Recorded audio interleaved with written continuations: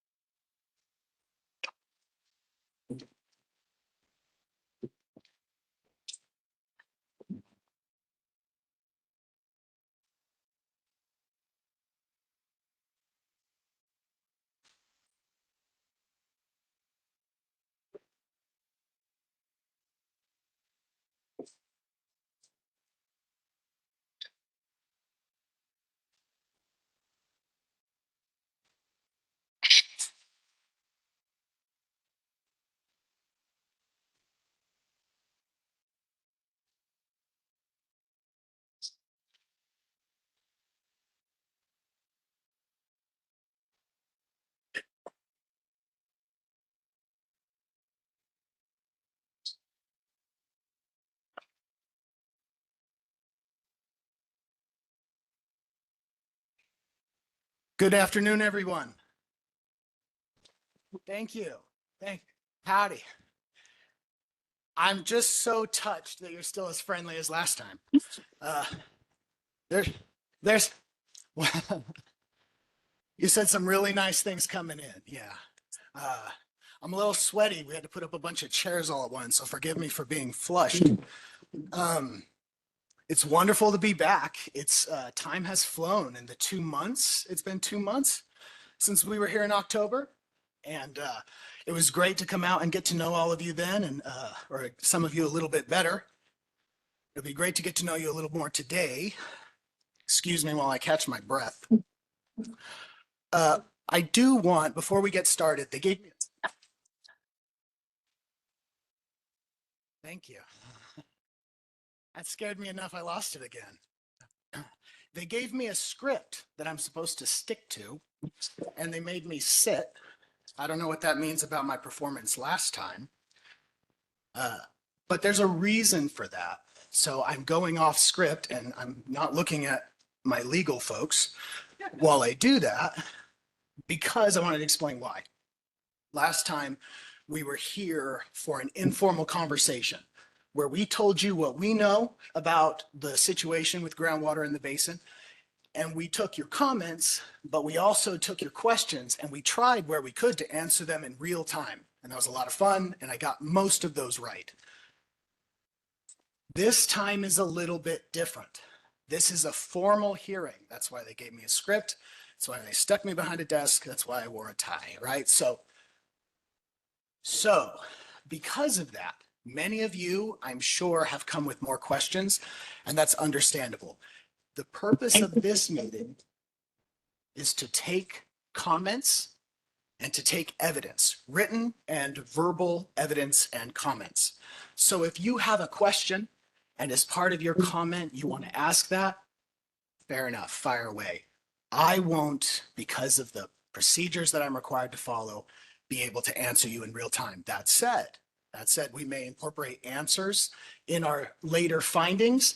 And as always, we stand ready and willing to be helpful as we can in the normal course of business. But in today's hearing, once I get started formally and start reading the script they've prepared for me, it's going to move pretty formally. So forgive me for being a little cold and robotic during this. I promise, or at least I hope to promise it'll be the last time.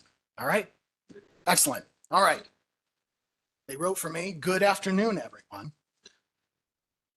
For the record, today is December 18, 2025, and the time is 4:09 p.m. We are at the Desert Gold RV Park at 46628 US 60, Salome, Arizona. This is the time and place for a public hearing of the Director's Order initiating proceedings to consider designating the Ranegras Plain Groundwater Basin as an active management area, or AMA. My name is Ben Bryce. I am the special advisor to the director at the Arizona Department of Water Resources, and I will be the hearing officer at today's hearing. With me today is Olga Hart, the AMA Establishment and Data Director, who will provide an overview of the AMA designation process, background and regulatory features, and Ryan Mitchell, the department's chief hydrologist. Ryan will provide an overview of hydrology in the Ranegras Plain groundwater basin.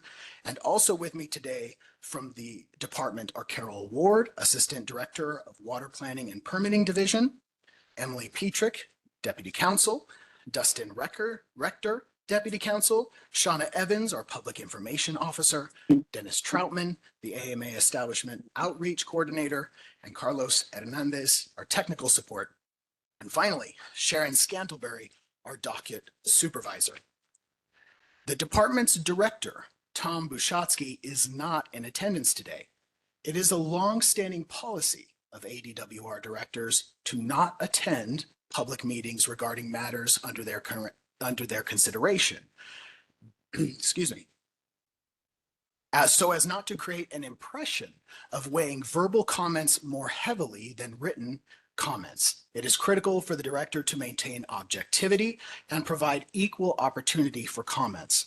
So in matters under the director's consideration, the department has typically made other staff available to provide information and accept comments as you see today.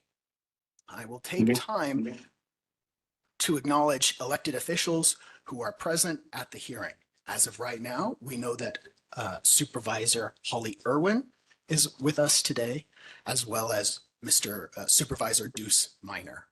If there are any other elected officials, oh, that's right. I'm sorry. Oh, forgive me. And then our third supervisor, Mr. Dave Plunkett. I didn't see you come in. I apologize. There you are, sir. Thank you. If there are any other electeds that I should recognize, if you would stand. Fair enough. Forgive the oversight, sir. Well, there are two. Forgive me, sirs. Yes.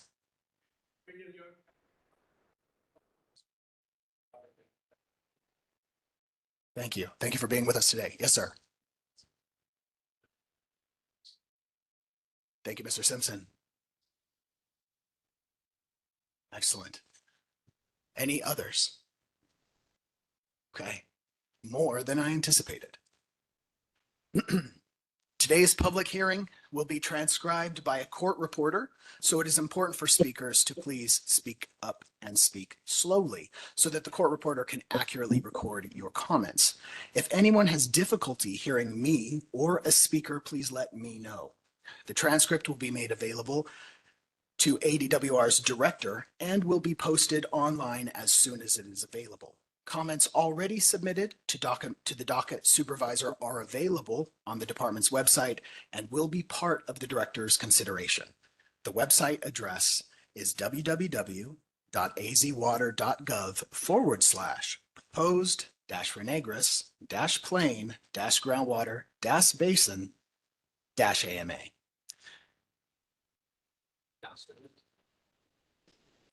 And that's it. At the hearing, ADWR will provide presentations on this public hearing process, an overview of the AMA designation process, background and regulatory features, as well as an overview of the hydrologic information about the basin. Following those presentations, we will open up the meeting to accept public comments. For those in person, if you haven't already done so, please sign the sign-in sheet on the table near the entrance. There are also speaker cards on that table. If you would like to speak today, please fill out a speaker card and submit your card to Sharon Scantleberry for here or any other staff present from ADWR. For those on the webinar, we have provided a link to a virtual speaker card in the chat box on the screen. The chat box can be opened by clicking the speech bubble icon on the bottom of your screen. If you would like to speak via webinar today, submit your virtual speaker card and staff will call on you when it is your turn to speak. Everyone was muted on entry to the webinar, is what my script says.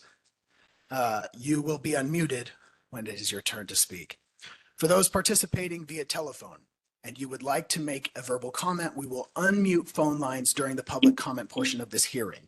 We will ask you to state and spell your name and any affiliation before you provide your comment.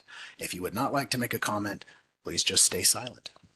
Persons presenting comments at the hearing, whether in person or virtually, may be subject to a 3-minute time limit to allow for as many speakers as possible. There are a lot during today's hearing. The hearing will be conducted in a formal manner. I would like to note that this will be different from the informal public meeting. I shouldn't have said anything at the beginning. From the informal public meeting in October. Then we were here to share information about the state of groundwater in the basin and to answer questions. Today's formal hearing is a formal process to gather evidence and take public comment, and we will not have the same informal feel and question and answer phase. As I mentioned previously, the comments of this hearing will be transcribed by a court reporter. A copy of that transcript will be available for review at the director's office and posted on the department's website when it is available.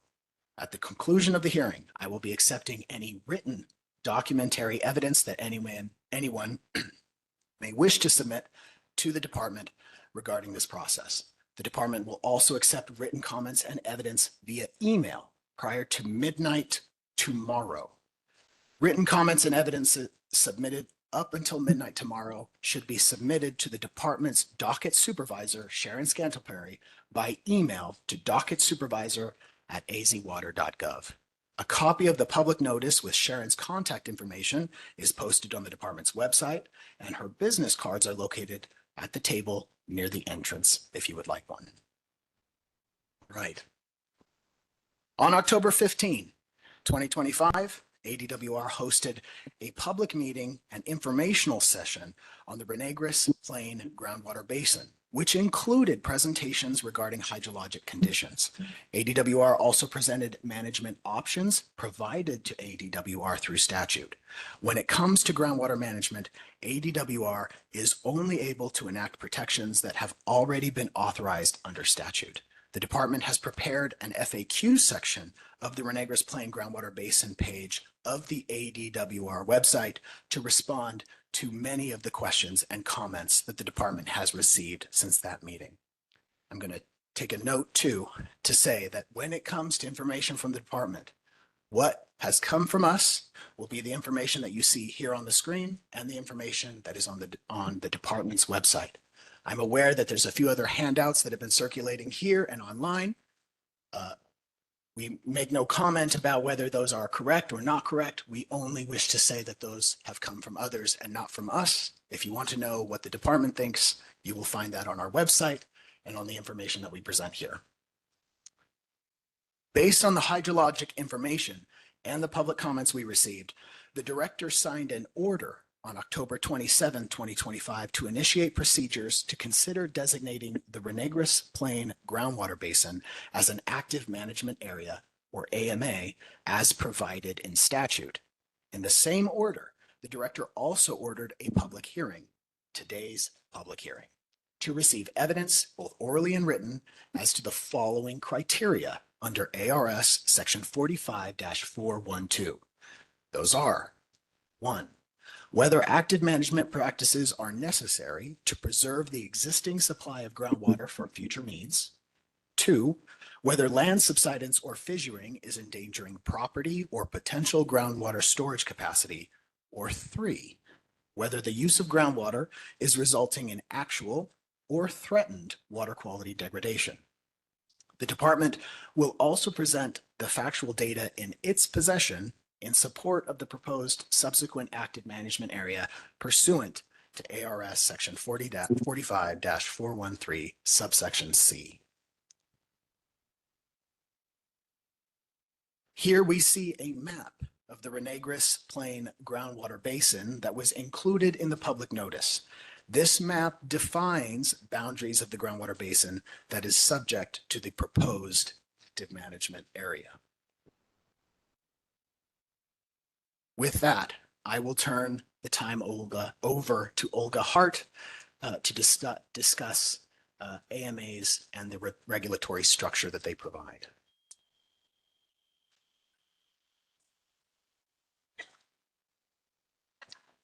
Good morning, good afternoon. Sorry for the wake-up call. It's got to be what it is, right? Why don't I scoodle?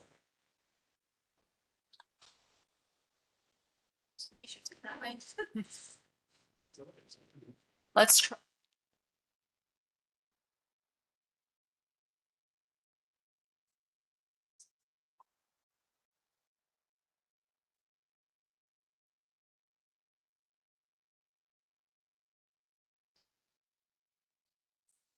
All right, let's try again.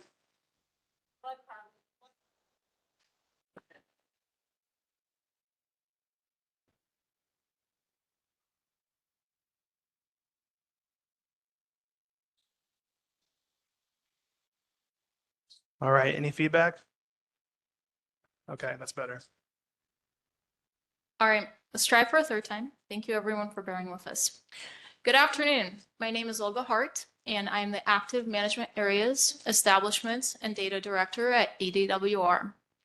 Today, I'm going to present an overview that explains the AMA designation process, an overview of what an AMA is and what is required in an AMA, and some procedures related to the establishment of a subsequent AMA.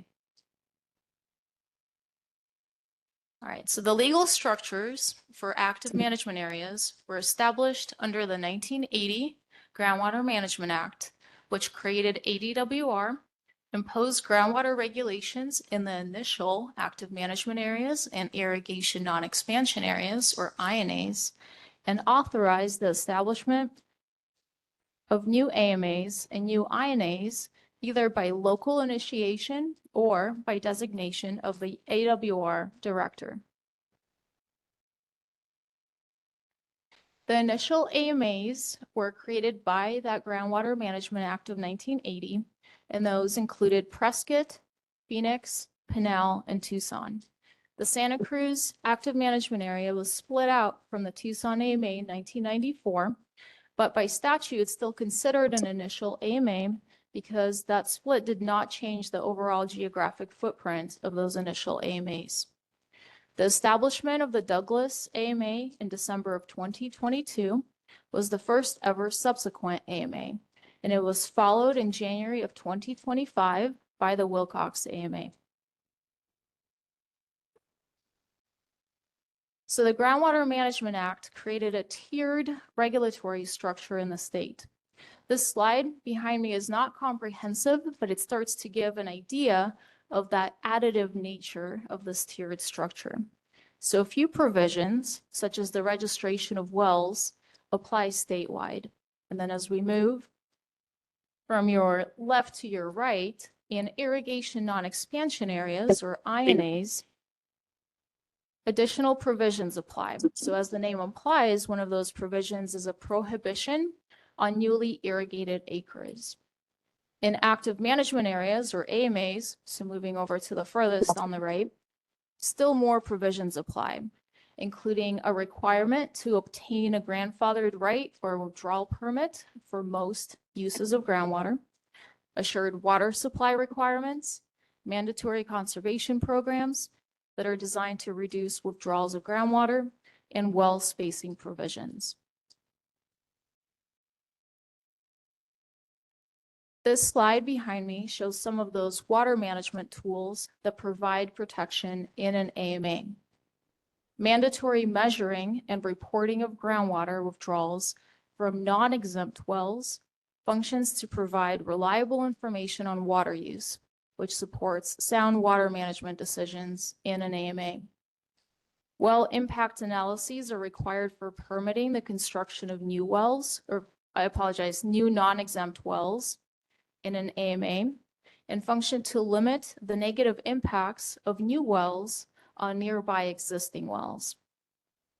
Mandatory conservation programs are designed to reduce withdrawals of groundwater in the AMA, and these can be made incrementally more stringent over successive management plan periods to help the AMA to move forward towards its management goal.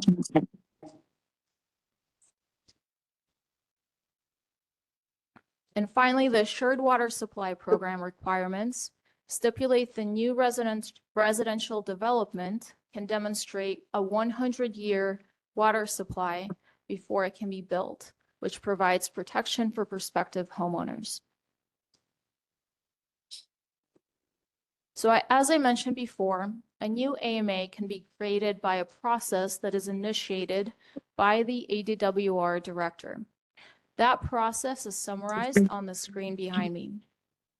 When that process is initiated, an order is published by the ADWR director and a hearing is scheduled. This triggers a prohibition on the expansion of irrigated acreage for the area in question. And I'll talk about more about what that means on the next slide. For now, for this consideration of whether to establish an AMA in the Ranegras Plain groundwater basin, the formal legal process here was initiated on November 5th, 2025, and that triggered this irrigation non-expansion provision. Now, no sooner than 30 days and no later than 60 days after the hearing is announced, a public hearing is required to be held in the basin at which AWR presents factual data in support of the proposed AMA and takes public comments. And that is what we're here for today, along with all of you. Within 30 days after this public hearing, ADWR is required to issue written findings with respect to matters that are considered during this meeting, during the hearing, and we would typically issue a decision at the same time as the findings. If the director decides to create an AMA, the prohibition on the expansion of irrigated acreage would remain in effect permanently. If the director decides not to establish an AMA, that prohibition would be lifted at that time. So this definition that you see highlighted in yellow at the top of the slide is important. In the context of these formal proceedings and in the context of an AMA, to irrigate has a very specific legal definition, which is, as you see on the slide, to apply water to 2 or more acres of land to produce plants or parts of plants for sale or human consumption, or for use as feed for livestock, range livestock, or poultry. So as I mentioned on the previous slide, this process established a prohibition on the expansion of irrigated acres. This is a prohibition on the irrigation of any acres not legally irrigated at any time during the 5 years preceding November 5th, 2025. So only acres of land that were legally irrigated at any time between November 5th, 2020 and November 5th, 2025 may be irrigated pending a decision by the director on these proceedings. Should also note that AWR has statutory enforcement authority regarding these provisions, and lands found to be in violation of this prohibition may be fined up to $10,000 per day. Land development, investment, or irrigation after November 5th, 2025 is not eligible to be considered for substantial capital investment. And AWR's compliance team is actively monitoring irrigated acreage in the basin and will continue to investigate potential violations. In considering whether to designate the Ranegras Plain Groundwater Basin as an AMA, the ADWR director will consider the following statutory criteria, as well as public comments and any recommendations made by local political subdivisions. If any of these criteria exist in the basin, the director may designate the area as a subsequent AMA. And those criteria are as follows. So 1, active management practices are necessary to preserve the existing supply of groundwater for future needs. 2, land subsidence or fissuring is endangering property or potential groundwater storage capacity. Or 3, use of groundwater is resulting in actual or threatened water quality degradation. This next slide shows a timeline summary of the AMA establishment process if a new AMA is created. So as I mentioned before, the prohibition on the expansion of irrigated acres would become permanent at that time. Additionally, all withdrawals from non-exempt wells would be required to be measured using an improved measuring device or method. These measurements and other water use information would need to be submitted to the department annually by March 31st of every year. These provisions become effective immediately if an AMA is established. Within 30 days of the creation of the AMA, ADWR would propose a management goal for the AMA.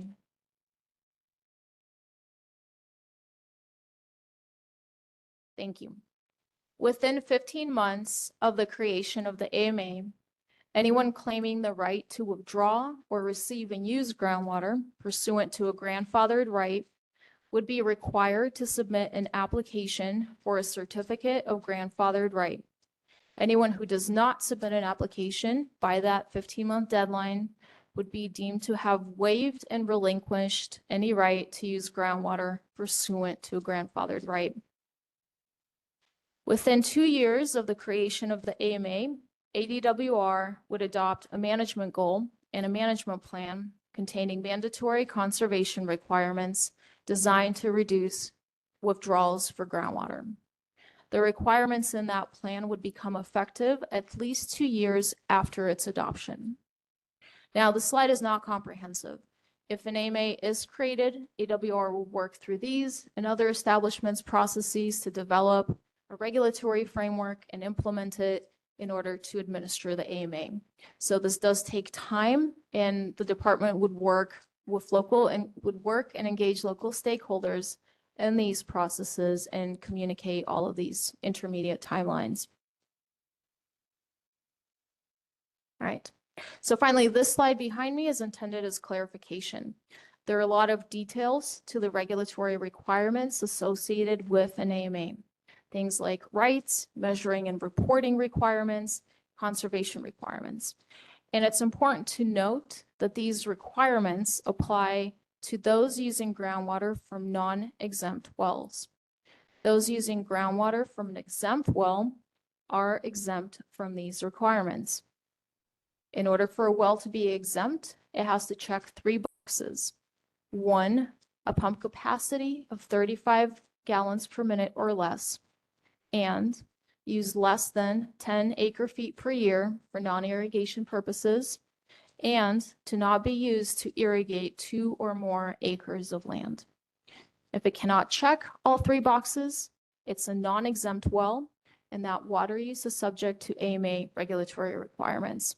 But if it meets those 3 criteria, then it's exempt from needing to obtain a right or withdrawal authority. It's exempt from the requirement to measure and report water use. And it's exempt from any conservation requirements in the management plan. Those wells do still need to be registered through the department's wells division. And that would need to, and those users would need to document any deepening or other modifications to the well, including changes in ownership. But those specific requirements apply to all wells statewide. But exempt wells will be exempt from those more AMA specific requirements.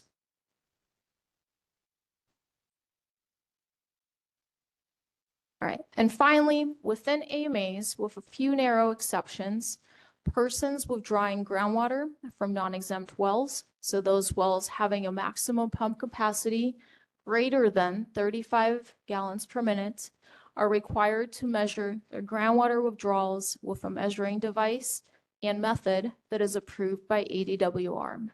And they must report those groundwater withdrawals to ADWR. Approved measuring devices and methods can be found in the Arizona Administrative Code, R12-15-903.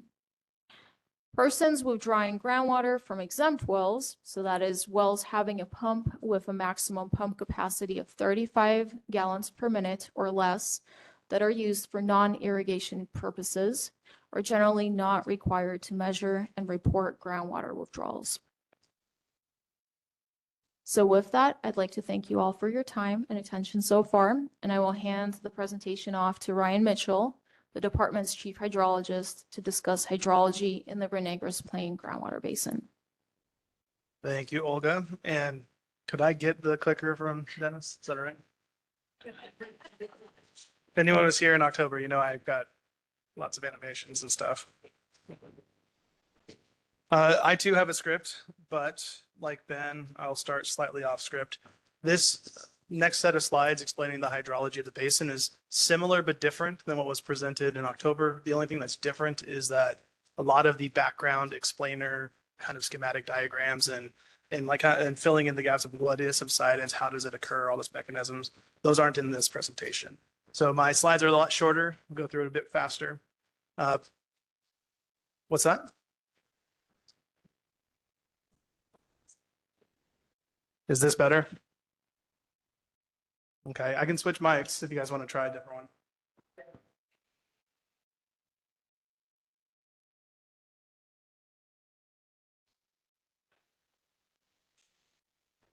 I'm going to get really close to this mic. All right. I'm going to buy this mic dinner later. So With that, all I said there was that there's less explainer in these slides, more straight to the facts, kind of showing you the main highlights of the presentation from October. But all of the data are still available. The presentation from October was recorded. That video is available. So you guys still have access to all of that information, but this will be a bit faster than last time. So following the October 15th, 2025 informal public meeting, I provided the director with a technical memorandum describing the groundwater conditions of the Ranegras Plain Basin. The same information was presented at the October 15th meeting. I'll provide an overview of that technical information, which was used by the director when making the decision to start these initiation proceedings. The full memo is available on ADWR's website at https://www.azwater.gov/proposed-renegrus-plain-groundwater-basin-ama. Yes, for DOS record. So quick regional overview, the Ranegras Plain is a 912 square mile basin in western Arizona, primarily in La Paz County. The basin includes the communities of Baus, Brenda, Hope, Vicksburg, and Vicksburg Junction, as well as major transportation corridors, Interstate 10, US 60, and State Route 72. The CAP aqueduct also transects the basin. The valley slopes gently to the northwest and drains through Baus Wash, which integrates runoff from Ranegras, Butler Valley, and parts of McMullen Valley drainage. Elevations range from 3,950 feet above mean sea level at the Granite Wash Mountains down to about 930 feet where Baus Wash exits towards the Parker Basin. The surrounding mountain ranges frame the basin and define its hydrologic behavior. Precipitation varies significantly, with about 5.5 inches per year in the valley floor and 8.5 inches per year in the mountains.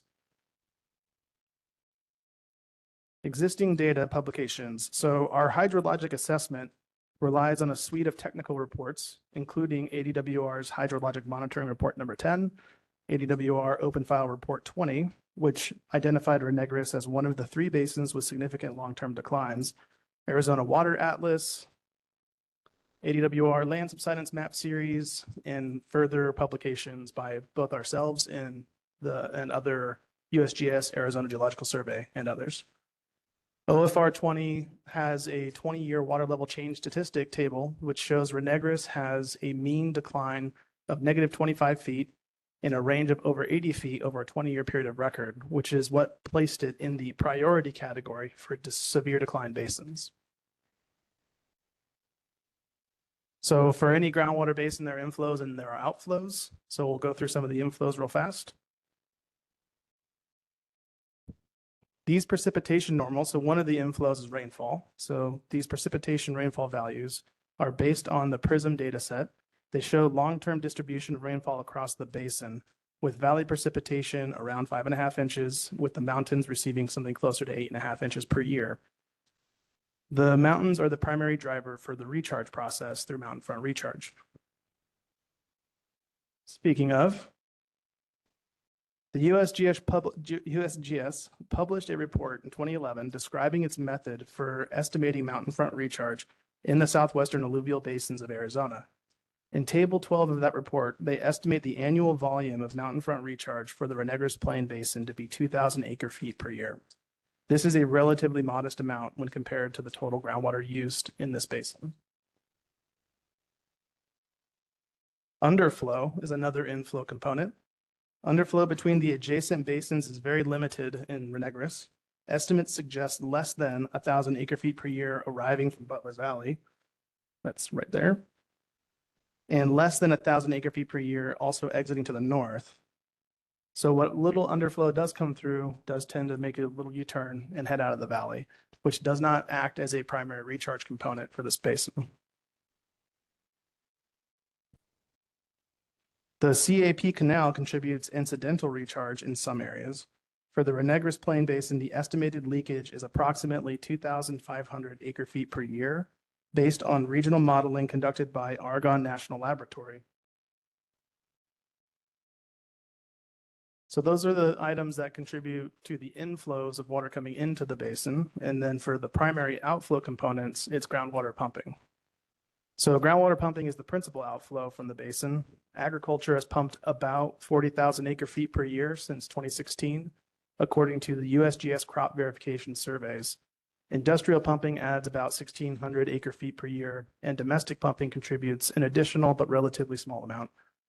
This imbalance of inflows to outflows is the primary driver for the declining water levels in this basin.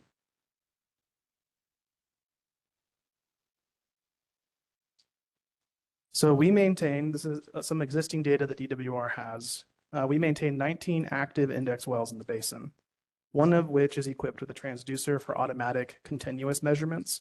We have conducted 5 basin sweeps collecting over 2,300 water level measurements. And we've collected discharge data, including 39 discharge measurements and 23 specific capacity values. We also measured land subsidence across the basin, which I will show in further detail in a moment. And there are no USGS stream flow gauges because there's no surface water or perennial streams in this basin.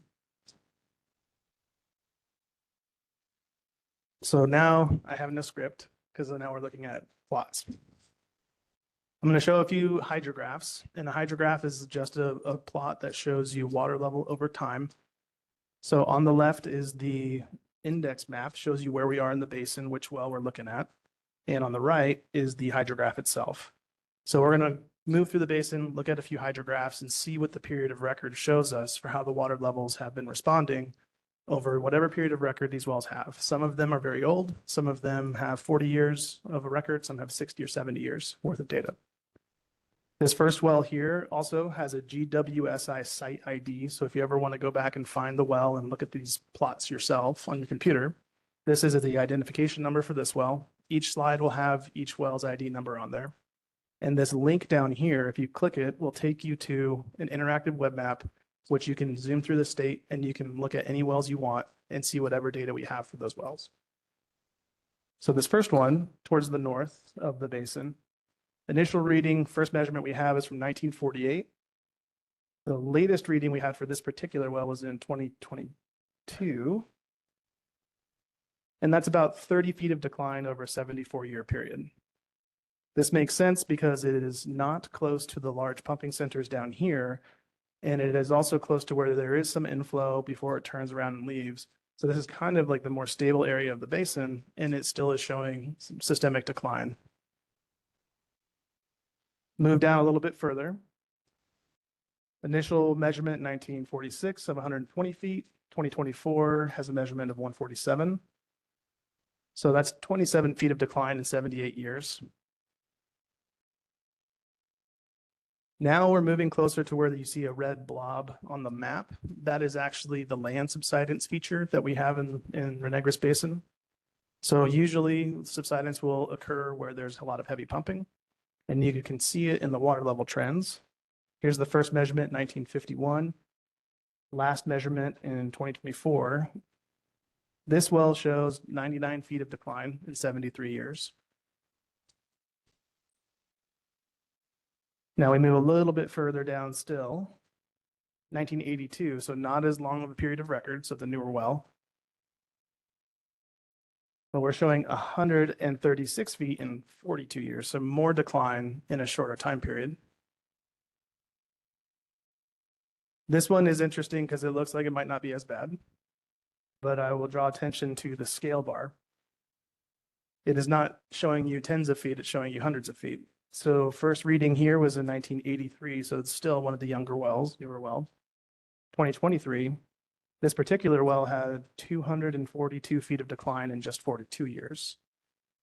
Makes sense. This is where the most subsidence is. This is where the heaviest pumping is. This is where we're seeing the most decline in response in the aquifer itself. And then lastly, we'll move a little bit further south. Now we're kind of away from all the pumping because we do want to see what's happening away from the pumping centers. And similar to the wells that we saw up to the north, we see a decline. It's not as bad, but we're still seeing systemic continuous decline. There is no response or rebound. Oh, back to the script. So this map illustrates changes in groundwater levels over a 30-year period or 29-year period. So this is a water level change contour map.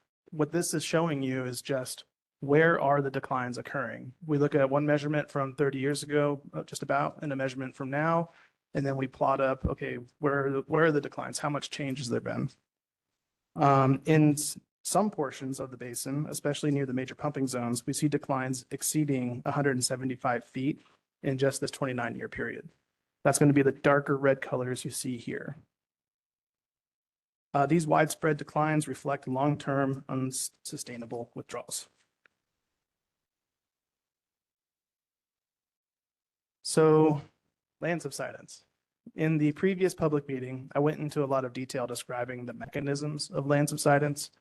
I encourage folks to review that presentation, as I will not be doing the same explainer in this one. So here we're looking at a map of that subsidence feature. Land subsidence is one of the clearest indicators of aquifer stress. Between 2010 and 2025, the cumulative land subsidence ranges from 25 to 40 centimeters, or roughly 10 to 16 inches.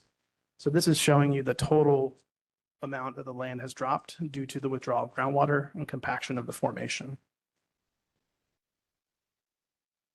But besides the total amount of land subsidence, one thing we like to look at is the rate of subsidence. And we want to know, is it increasing, decreasing, or maintaining? So in addition to total subsidence, we evaluate the rate. And in 1996, the subsidence rate was minimal, ranging from 0 to 1 centimeter per year. So 0 to 0.4 inches per year. But a few years later, in 2009 to 2010, the subsidence rate increased to 1 to 3 centimeters per year, or 0.4 to 1.2 inches per year. And then this last year, 2024 to 2025, the subsidence rate increased further to 3 to 5 centimeters per year, or 1.2 to 2 inches per year. So we're seeing a ramp up of how fast the land is compressing, which is indicative of the withdrawals increasing. And that is a trend that is alarming. So summary of the hydrology. The water budget for the basin is out of balance, significantly out of balance. Recharge and underflow total, only a few thousand acre feet per year, while pumping exceeds 40,000 acre feet per year. Groundwater declines in this basin, we're seeing over 200 feet in a 40-year period of record. Significant and accelerating land subsidence is occurring, indicating the compaction of the aquifer material. These findings demonstrate that groundwater conditions in the Ranegras Plain Basin are not sustainable under current pumping levels. Our goal moving forward is to provide transparent, science-based information to support the public process as the state evaluates next steps for groundwater management. Oops.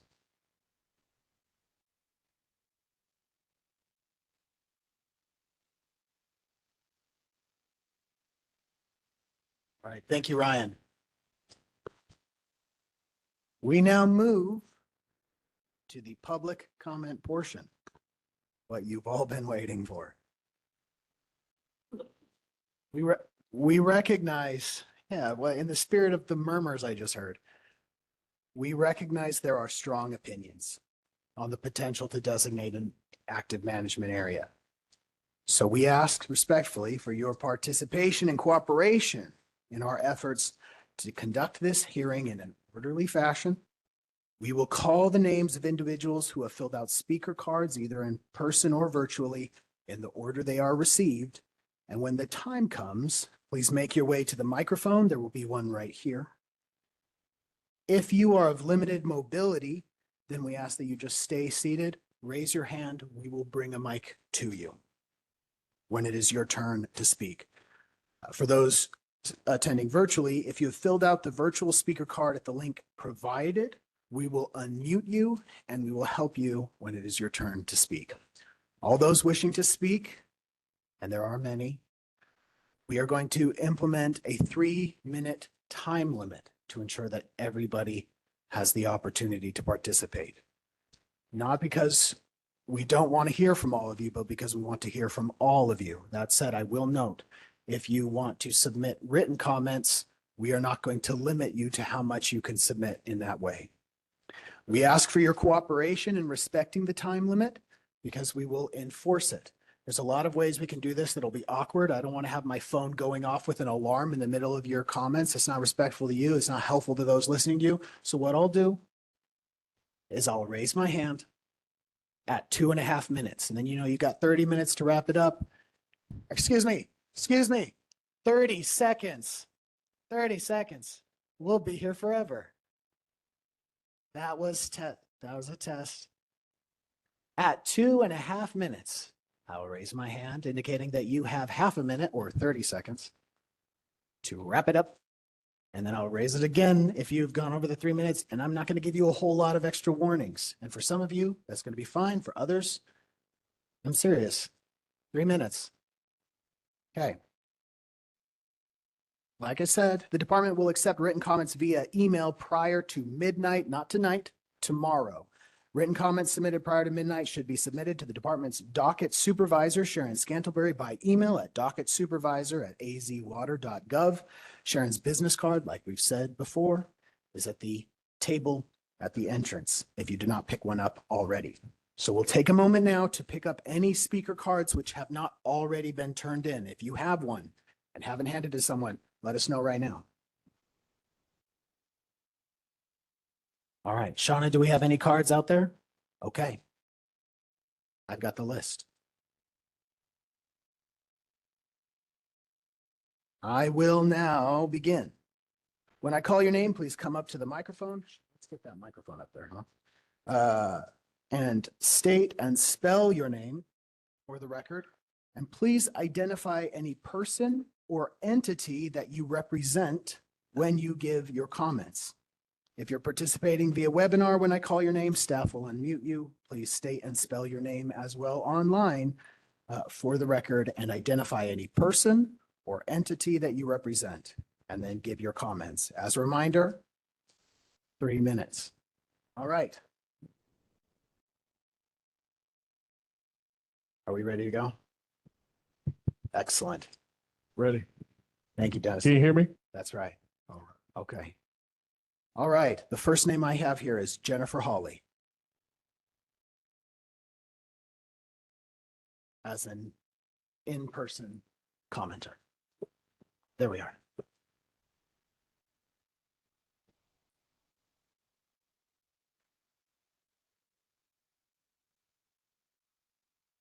I will start the time as soon as you start talking, so feel free to take a moment to compose yourself. My name is Jennifer Housley. JENNIFERHOUSLEY. I'm an Arizona native, and we own land in Baus, and we are just a concerned citizen. We firmly believe in water rights for people and for farmers. I like to eat. So I pulled up some quick information on the internet in the last couple of days, and please feel free to check them. So I just did the math, and I believe 40,000 acre feet of water is about 14 billion gallons of water. So just as a quick comparison, there are 505,000 pools in the state of Arizona, 37% which are in Maricopa County. They use 15,000 gallons of water each year per pool, which comes to 8 billion gallons of water. If my math is right, Maricopa County uses 8 billion gallons of water per year on swimming pools. La Paz County uses 14 billion, if I did my math right. So I also did some research on how much tourism comes into the state of Arizona. And if what I found was right, $4 billion in 2023 came into the state of Arizona. We have 15 states in the state of 15 counties in the state of Arizona. That equals about $267 million per county if you divide it equally. In 2017, the last USDA census report I could find, the farmers' expenses in La Paz County were $156 million. And La Paz County would have brought in tourism, $267 million, which means that farmers spent more in our county, more than half of what tourism brought in. So I don't know if we're going to have any say how all this goes, but I would like you people to really think about, do we like to eat, and how we monitor this water and what we restrict it for. We all need to eat. I also did a little research. Arizona is number 5 in production in the country on produce, vegetables, and livestock feed and dairy in the nation. Number 5, you guys. If we take our farming away, what happens to the state of Arizona? As Maricopa County grows, our farmers are kicked out and they have to go somewhere. Obviously, some of them have come into La Paz County. And if we take those farmers out of La Paz County, am I done? You've got 30 seconds. If we take those farmers out of La Paz County, we lose a lot of money that supports our grocery stores, our bars, our restaurants, our schools, unless we replace them with houses with people who pay property taxes.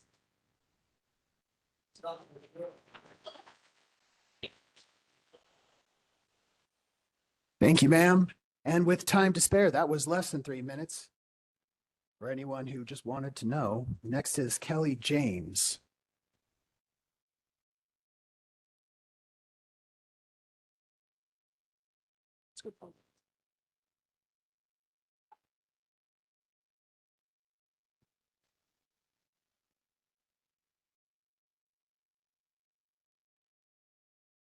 I'm Kelly James, Kellyjames, and I agree with what she said. Frankly, I think the AMA is a water grab. They did the Harquahala INA, and they said we need 5,800 acre feet of that INA water. Folks, that's 2.1 billion gallons out of the INA over here. Now, I have problems with your hydrology. Respectfully, you give no mention to saturated thickness. We talk about the drops and wow, that's compelling. That's kind of a shock and awe type deal. I get it. But when you look at total saturated thickness, and you said last time that some of that is not economical to pump. You don't know what these farmers and ranchers are doing to pump water. They'll do it. And no one has come, and I would recommend that the state director delay this decision for 3 years and let the people of La Paz County, Holly Irwin, our commissioner, and others put together a plan for our county. We don't have water rights in the state of Arizona. I hate to break that to you folks. I'm from a state where we have adjudicated water rights, surface and ground. The state of Arizona has never followed the prior appropriation doctrine set up by the old Spanish land grants. They don't follow it. And as a result, we've got this kind of hit and miss. Whatever Phoenix wants, Phoenix gets. And that's the crossroads we're at tonight. So I would request respectfully that the state director delay this decision for 3 years. Let us put our heads together and put together something that's equitable for the citizens of La Paz instead of having an AMA rammed down our throat. Thank you.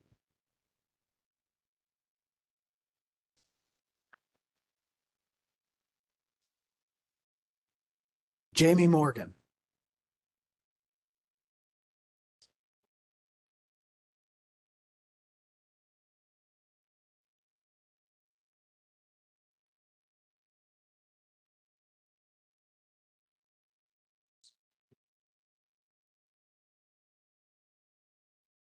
My name is Jem Morgana, J apostrophe AIME MORGAINE.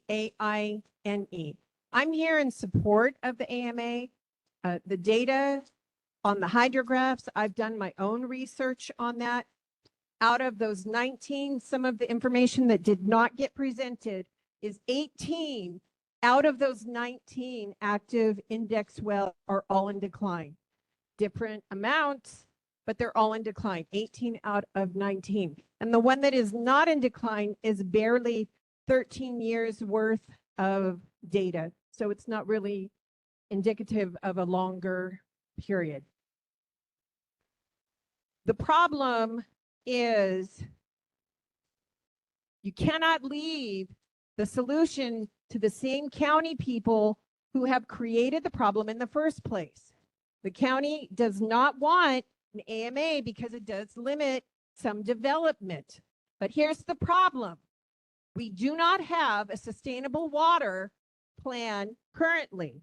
We don't have across the entire state of Arizona. We don't have sustainable water currently. We cannot continue to have development when we can't sustain the development that we have currently. So that is a problem. We don't want to live in the reality of we have too many people and too many developments pulling water out of the aquifer. If we want to be able to continue to live here, we have to have a sustainable water plan. When you have overdraft, you don't get to just create water when you run out of water. It's not like our budget credit. It doesn't work that way. So I appreciate that the ADWR is finally stepping up and doing its job and actually going out and addressing the reality of the data and initiating the water management plans that need to be initiated and is your jurisdictional legislative job to do. Thank you.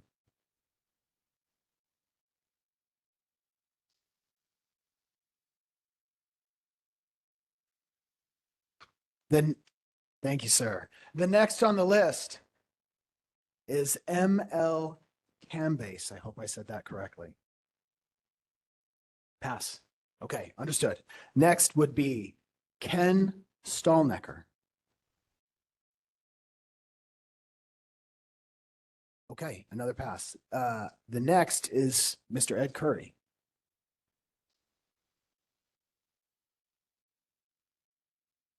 Ed and I know each other. 3 minutes still applies.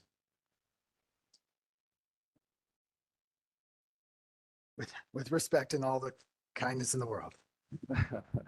Well, it's good to see you guys. I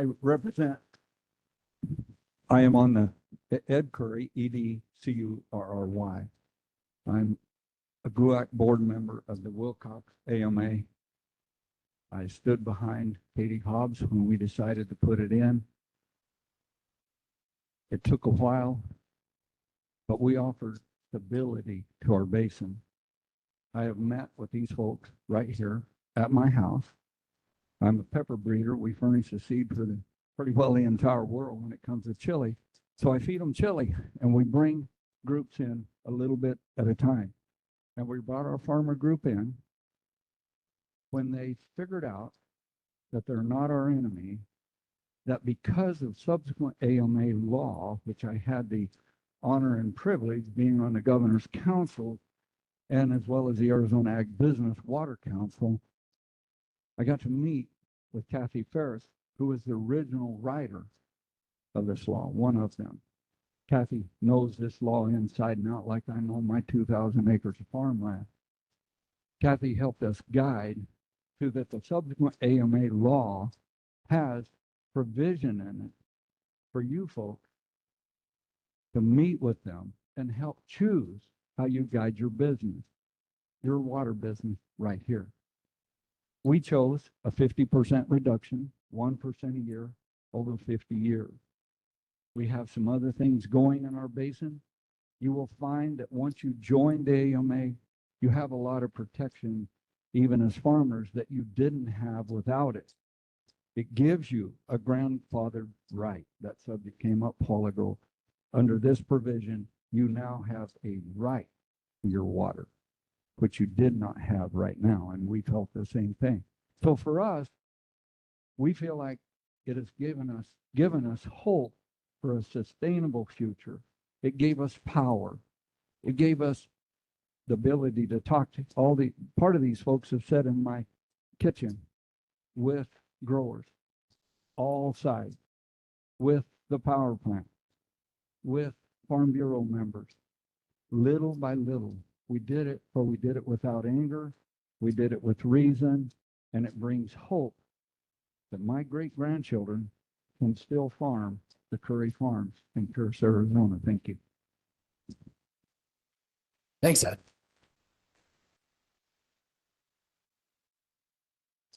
Next is Dennis Trisky. I'm going to modify because I realize my warning hand is often taken as a wrap it up hand. So I'll just let you know at 3. Otherwise, everyone just stops citing me. All right. Go ahead, sir. Yeah, as said, my name is Dennis Tricky. My wife, Elaine Gay, is here. My wife, Elaine Gay, is here with me. We have a small, what I consider small, 20-acre parcel. It used to be 40, I sold part of it off years ago, but we've had it since the 1970s. And haven't done anything with it, haven't pumped any groundwater out of it. And, with what's going on here, it appears that there'll be a lot of limitations on what we can do with it or what a future owner can do with it. And I feel like, in a way, we would be penalized, could possibly be penalized by what's going on here, based on other people and companies that have been pumping water out of the aquifer. And I don't see where that's a large amount of fairness in it, although on and above being fair, I think others have benefited more from the water. Of course, we haven't pulled any water out that at all, ever.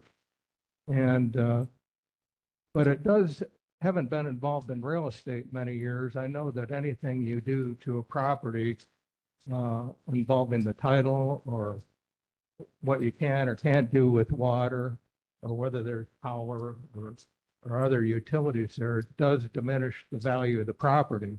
And I do think that the more restrictions you put on a property, can hurt all of us. I mean, in the long run, you can say, well, it'll help us by not being able to pull as much water out, but it'll also diminish property value with what you can do in the future as far as agriculture or raising livestock or horses. It can make a difference in your future potential. And like I say, we've owned this since the late 1970s and paid taxes on it. And, we're just small property owners at this time, compared with some of these other people. But I did, want to pass along that there's another view of what's going on here, that it can diminish the value of the property. And thank you for your time. Thank you, sir.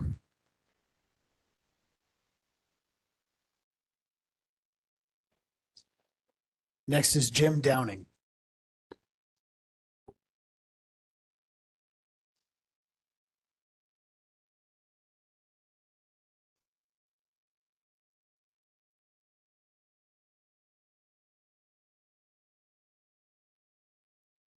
I'm Jim Downing, Jim Downing.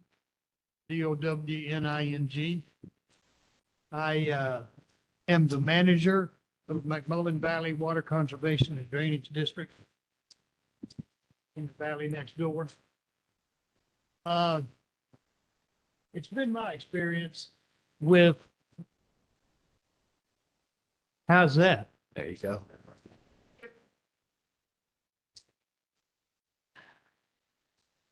I understand what the issues are. I also understand that if you form an AMA, you're going to preserve the status quo immediately.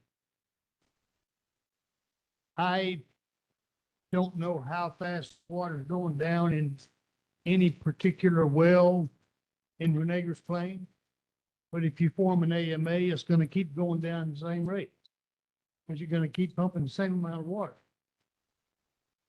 Now, then you got to write, that's initiative. Then you got to write a management goal. Who gets to write that goal? The department. The department adopts the management goals. The department writes the management plan. Well, I know you got the groundwater users and you got stakeholders that contribute but the department writes the plan, they write the goal, and they adopt it. And so the question becomes, is there a cost that goes with the benefit? Almost everything I know of, there is a cost that goes with the benefit. So the benefit is status quo. That's not going to change. What's the cost? The cost is property value losses because of restrictions to save or to do something with the water. I mean, I don't know of a groundwater basin in the state of Arizona with any kind of economic activity whatsoever where the depth of water isn't increasing. The upper Hassayampa Basin used to be that way till they put Wickenburg Ranch on it, and it's not that way anymore. You can't have economic activity without water. And to generate any kind of economic activity, you're going to have to withdraw more water than recharge. It's just that simple. I don't need any more time. Thank you, sir.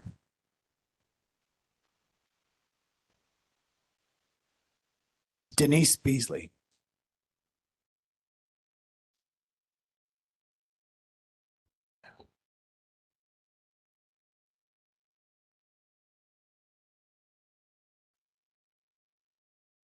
Good afternoon, Denise Beasley, Denisee, Beasley. And my comments first come from the statement that was talked about earlier, but our major water user in Ranegras Plains is the Fondamonte alfalfa grower. The product that comes from that farm gets shipped to Saudi Arabia. So that product is unfortunately not feeding our cattle, not feeding our ranches, and not feeding our little bellies because it's getting shipped overseas. That's all I'm going to say on that. Besides that, I support the AMA. I believe that we need to have structure to it. My understanding is that the decisions and a large portion of the rules around the AMA will be taken up by a board that will be designated. I believe that we have been promised that that board will be local to our area, along with others. We know others have to be involved in that. And so that board and that part of the AMA is local control on what needs to happen and how we manage the water here. So, thank you. Thank you, ma'am.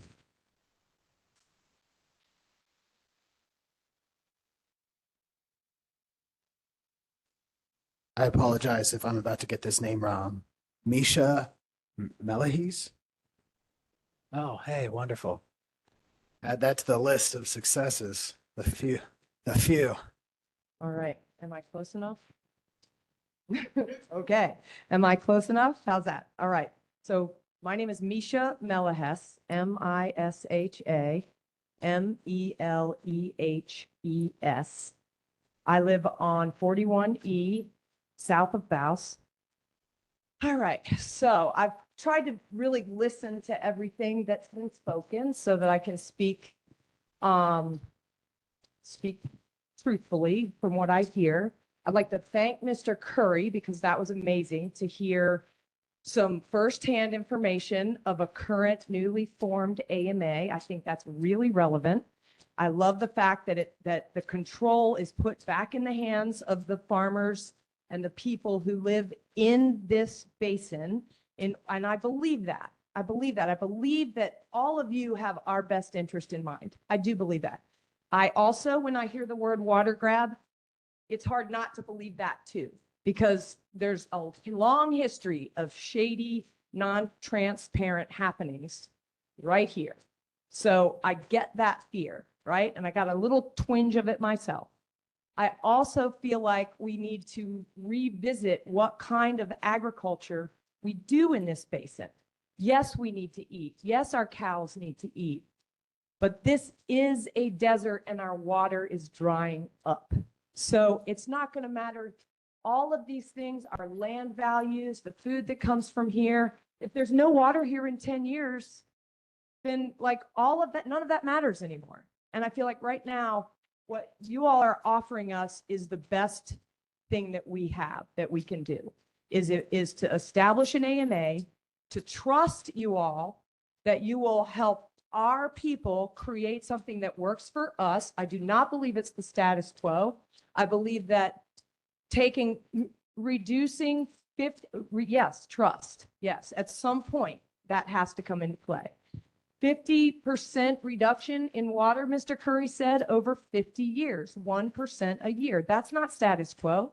That's a change that's trying to conserve our water. And so I do believe that we have to be able to grow food. I do believe that we have to allow for people to feel like they have control over their lives and their water. At the same time, it's all of our water, and it belongs to more than just us as well. There's a planet to think about as well, too. So there you have it. That's what I have to say. Thank you, ma'am.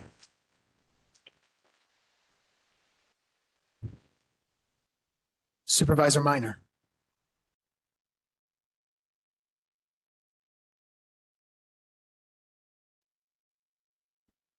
Good afternoon, Deuce Minor, D-U-C-E, M-I-N-O-R, the District 2 Supervisor for La Paz County. Oh gosh, nobody ever tells me to speak up. My gosh, I guess it's too far down there. There we go. All right, how's that? All right, well, I want to thank you folks for being here. I've been around a while. I don't necessarily have the same trust that we just indicated in the process, but I want to start off by just thanking you guys for being here and recognizing Supervisor Irwin's efforts in water in this county for many years. I say that because we don't always agree, but we're a 3-member board, and so it's difficult for us to serve on the same things because we can't have a quorum. But in fact, we're all here today, but you notice we're way far apart from each other. That's so we don't get in trouble.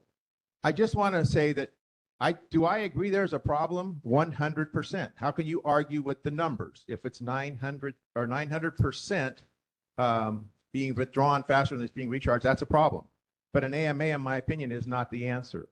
The AMA is going to have consequences that I fear people are not going to like in a few years when you see the reality of what's going to happen. In Phoenix, they have AMAs, but you know how they do that? And I'm talking about development. I'm talking about housing. That's my concern because we need housing in this county. And they do it in Phoenix with what I call paper water. They make their deals and they move the water around on paper. The problem is when you need the water, you have to add water to the paper to get it. But where's that paper water coming from? The Colorado River and La Paz County groundwater.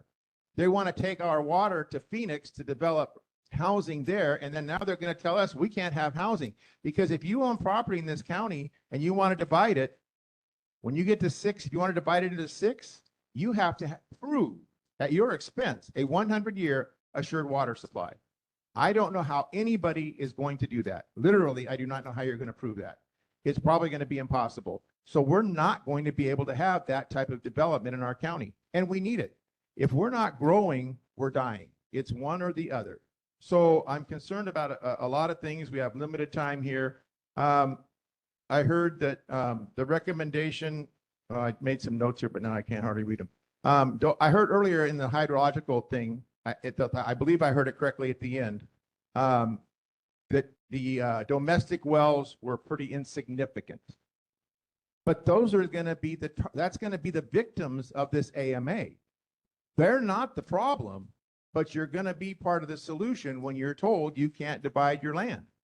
So I just don't think the AMA is the solution. We have to deal with the problem and face it head on.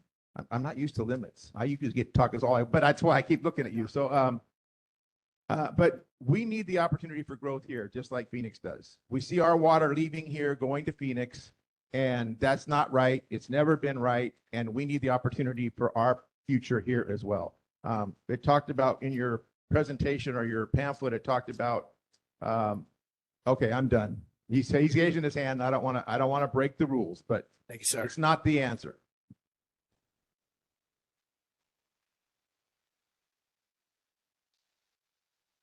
Thank you, Supervisor. Next is Mr. Larry Ladine. Don't want to talk. Understood. Thank you, sir. Julie Reif.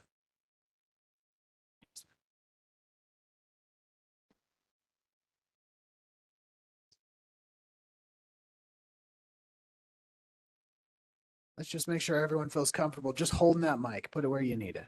All right. Okay. Hello, I'm Julie Reif, Julie F as in Frank, F as in Frank, E.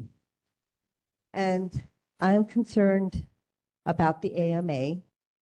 I was at the last meeting and we were told that the water is in jeopardy and that more water is going out than coming in. And I can understand that. But I was under the impression that we would get to vote on what we wanted to do. And in this meeting, I hear that the AMA is going to decide whether to take us on or not. And I don't think we are getting a choice. And that concerns me. Because I see in Phoenix, there's a lot of water that doesn't exist that they want. And if you guys have control of our water, you might just take it for yourselves. But I'm not accusing you, but that's a possibility as far as what I can see. And I just would like more clarity, and I'd like to have a vote. Also, I would like to have, I don't know, you didn't mention having a local board on this AMA. So I'm assuming the board is in Phoenix.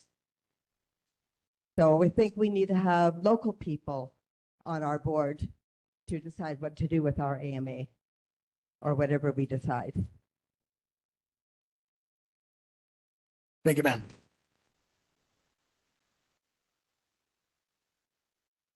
Supervisor Irwin.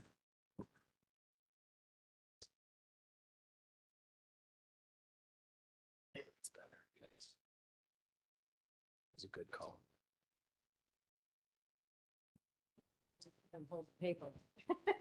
Hi, I'm Holly Irwin, HOLLYIRWIN. Good afternoon, everyone. My name is Holly Irwin, and yes, I'm going off script, so I don't forget anything because this is a very important meeting. I represent District 3. I would like to thank the Arizona Department of Water Resources, along with the residents, farmers, business owners, and whoever else is here whether it's within the basin or outside, that is concerned about our water, and we all are here to have an opportunity to speak out either in for or in opposition of the proposed active management area. When I was elected 17 years ago, my duty was to represent the people who elected me to look out for them, to be their voice, along with representing the county as a whole. I never thought I would be faced with fighting to protect our most precious natural resource, water. The journey dealing with water issues for me began in 2015, 10 years ago, which consisted of trying to find out why my constituents were having their wells fail, challenges financially on whether to replace or relocate to another county, and what was the cause. Never realizing how complex water issues are, not only in La Paz County, but statewide. This has become the most challenging and most important issue, not only for those I represent, but for those that have invested in our county and our future. Our county already has 3 basins listed in statute as transfer basins: Butler Valley Basin, McMullen Valley, and Harquahala, created from the 1991 Transportation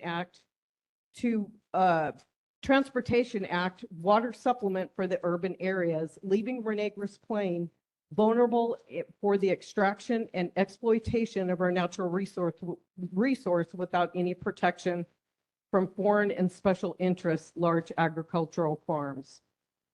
Governor Hobbs stated within her first State of the State address that water issues throughout the state was a priority for her administration. Back in May, Governor Hobbs came out to La Paz County to speak with the people who have lost their wells, facing financial challenges to replace wells, what our future will hold, and if we can continue down the same path. I was encouraged that finally there was a chance to address the unrestricted basin use within our county since the last administration failed to do so. She put together the Water Policy Council made up of bipartisan mix of elected officials along with representation from farming and building communities in hopes to come up with an alternative to an INA or an AMA with the result of the RGMA framework that was done by our previous representative, Regina Cobb. I thought finally we would have some progress. These efforts failed again due to political climate. Is that 3 already? Yes, ma'am. Okay, well, anyways, I would just want to say I appreciate everybody being here. And want to be on the record as supporting the AMA with all the efforts that have been done with no success. Thank you. Thank you, Supervisor.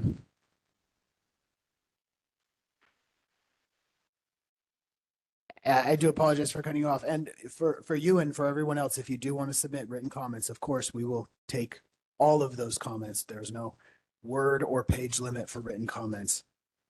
Next, Travis Friedman.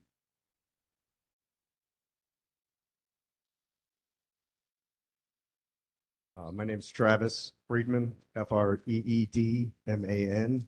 I represent Brenda and Desert Gold RV Resorts here in town. I was really hoping this would be more like a question and answer session like we had last time. So feel free to nod your head if I'll get in trouble. Is there any legislation, arrangements, backroom deals to transfer water from our basin to Phoenix, Queen Creek, or any other metro center outside of our basin? Would that be a possibility with the AMA in place, restricting local use, yet exporting our precious resource to communities that can't support themselves? If that's the case, I don't feel like we should be penalized to support a community outside of our own that cannot sustain itself with its own water.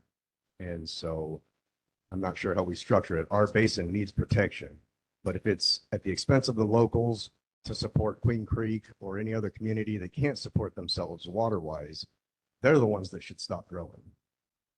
That's all I've got.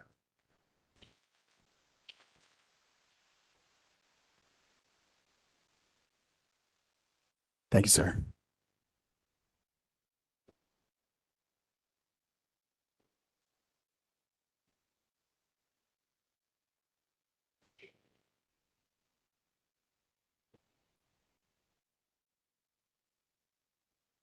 Won't allow me to. Let me refresh and see.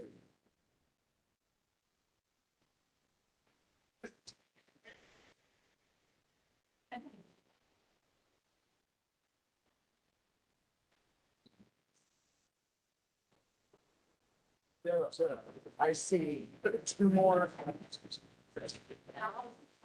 Oh, lovely. I apologize, folks. I was momentarily distracted by trying to make sure I have everything ready. We do have 2 more speakers. I'm so sorry to have given the wrong impression. The next speaker I have is Robert Favela.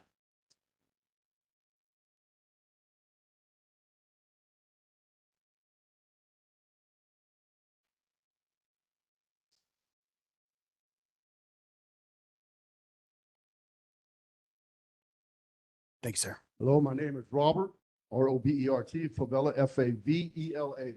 I'm a resident here in Vicksburg, and I just want to say that I think this is wrong. Hello? Got me now? My ears are facing that way, that's why. I don't agree with this because I'm from California, Los Angeles. And everything I see when it comes to water is more and more and more regulation. Eventually, you might be getting the big guys right now, but you're going to come after us. I don't know how long you all are going to be in office, but someone's going to take your place.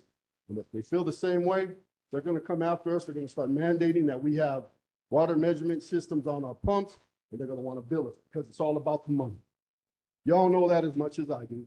Nobody's here to protect this aquifer but us, people that live here year round, and the people that live off of it and drink it every day. This is all I drink. I'll drink this bottle of water because I need the pH. But I drink this water every single day. Unfiltered. So if you're coming and telling me that you need us to regulate our own water or to be regulated, all that's telling me is, like the other gentleman said, it's a water. Somebody here needs their, needs their pockets fluffed or whatever. I'm not saying here in general, I don't know any of your people. I'm saying above you, below you, whoever. My thing is you're the, what do you call that guy? One of them mentioned the water hydro. You're the hydrologist? That's thank you. Never heard that one before. I'm sorry. I'm not educated as some people. Anyways, you're telling me that we have these pumps all around this area that are measuring the water and how much is being lost, how much is being used, and all that other stuff.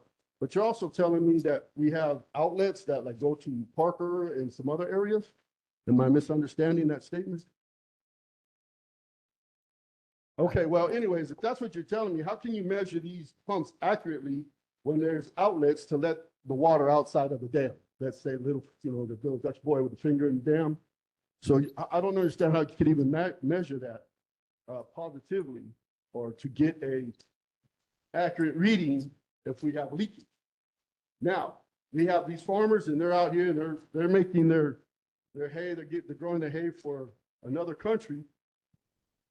But yet, once you go after them, eventually you're going to come after us. That's just how it happens, and some of the things that I'm hearing, I agree with some of you that believe that we need it, but we need to manage it. Us, not somebody from Phoenix, not somebody from Washington State or wherever they're going to come from.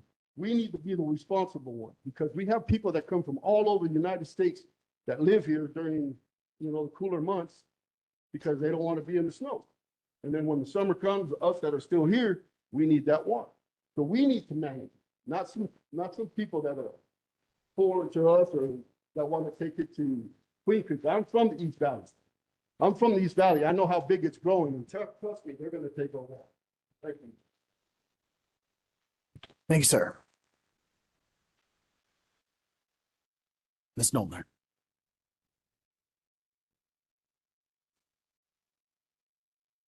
Carrie Ann Noltner, KARIANNNOELTNER.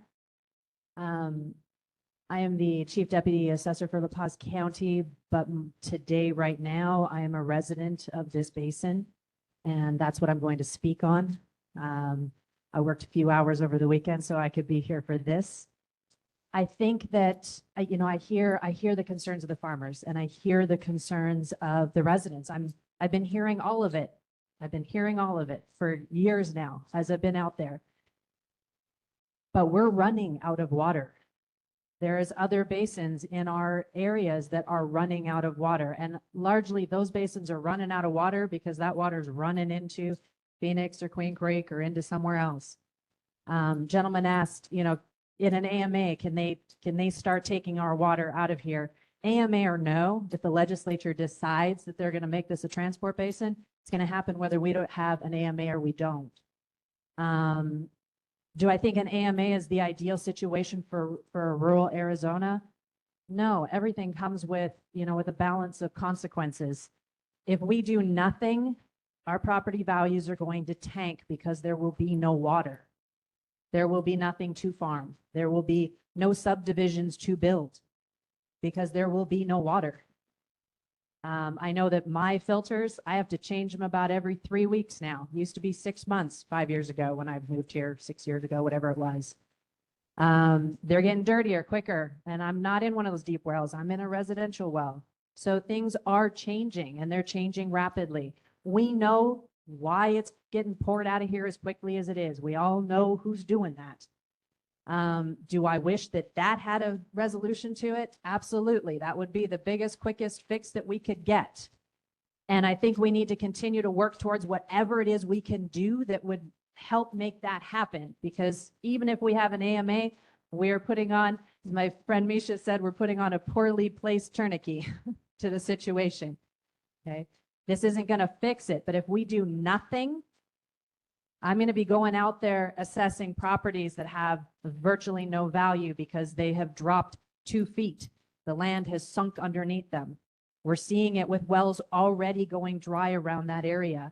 This is the reality we're in. So it's not about what it's going to cost us in the future. It's what it's already cost us. The doing nothing has already cost us. And it hasn't been for a lack of trying, because I know for a fact that Holly Irwin has been fighting this with everything that she has in Phoenix for 10 years. And this is the closest that she's gotten to anything that gives us any sense of control over that water that's in the ground. We have had companies come in here on BLM land trying to set up hydrogen facilities to pull water out to make hydrogen. And on their website, they put, we picked this location because of its rural environment and its adequate water supply. Okay. And it took the whole community of Brenda and Baus and those in the surrounding areas to stop that. Thank you. Thank you, ma'am.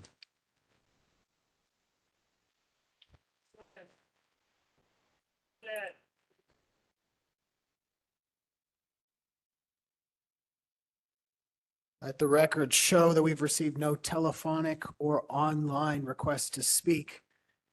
These are all the cards that I've received now that didn't later decide they didn't want to speak. Is there anyone else who has not had the opportunity that would like to speak?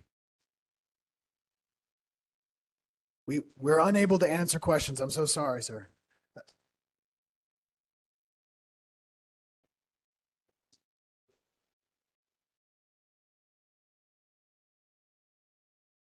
That's at least a question I feel like I can answer. Yes, sure. What I will say is when people answer questions, they can be answered in our findings. And outside of the formal hearing, we're always ready to answer questions. All right. One more. Yes, ma'am. If you would give us your name for the record, please. Elaine Rumler, ELAINE RUMLER. I live on South McVeigh and my friend lives on North McVeigh. And talking about taking all this water that's been coming out of our basin, we have so much arsenic in our water. We can't drink our water. We either have to have an RO system or like I buy the big 5-gallon bottles of water. So that's one of the things that's happening with this water that's getting pulled out is arsenic. True. Thank you, ma'am. Yes, sir.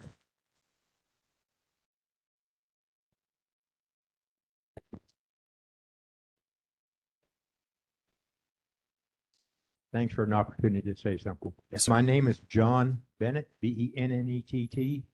I'm a full-time resident of Brenda. I like it here, the people. I guess my concern is, to me, the elephant in the room is Fontamonde. And I understood that our governor was going to do something about that. They were going to shut them down, at least in certain locations. None of that has happened, and it seems like they're almost off limits. And I'm not sure why that is. And my concern about the AMA, yeah, my brain goes dead, is it seems like any time that the government comes in to help us, we kind of end up on the wrong end of that stick. And so I'm a little bit concerned about having what I would consider a government organization coming in and telling us for our community how we're going to handle our water. I do think, as someone has already suggested, that needs to be at least have local people represented on that in a majority rather than a minority. So I appreciate it. Thank you for listening to me. If there is something we could possibly do about the alfalfa being grown using our water and transporting that product to Saudi Arabia, it doesn't, I'm kind of slow. It doesn't make a lot of sense to me. Thank you much. I appreciate it. Thank you, sir.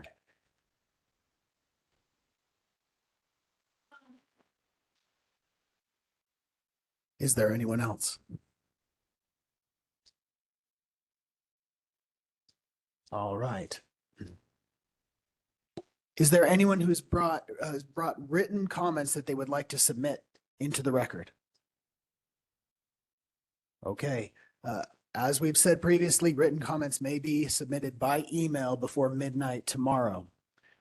Thank you for your participation in this process. Your comments will be considered by the director of the department. The director must issue written findings within 30 days of this public hearing. In making this determination, the director shall give full consideration to public comments and to recommendations made by local political subdivisions per ARS Section 45-413, subsection C. If the director finds that an AMA should be created, the director must issue an order designating an AMA. The director's findings and order must be published in a newspaper of general circulation in each county where the proposed AMA is located once a week for 2 consecutive weeks, as well as file a true copy map depicting the boundaries of the AMA with the La Paz and Yuma County recorders. The director's order is effective when published for the second time.